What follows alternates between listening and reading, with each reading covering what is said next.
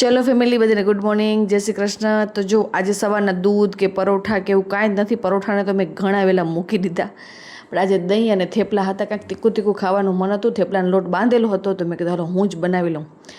થેપલા એપલા ખાઈ કરી પછી થોડીક વાર બેઠા હતા, થોડીક વાર શિવપુરાણ એવું બધું વાંચું કરું. પછી બપોરનો લંચ આવી ગયો હતો. તો આજે હતો મગનું શાક અને ભાત, સલાડ, છાશ અને રોટલી.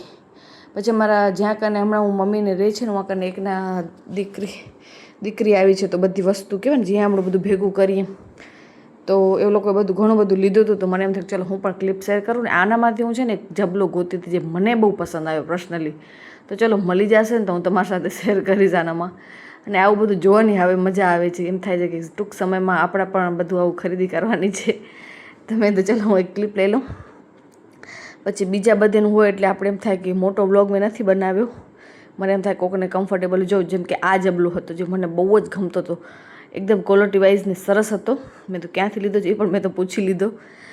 અને બસ પછી ઘરે આવ્યા. ઘરે આવીને આજે છે ને ખીચડી હતી, ગરમ ખીચડી હોય ને વઘાર નાખી હતી અને રોટલી. તો ચલો કાલે મળું, બાય.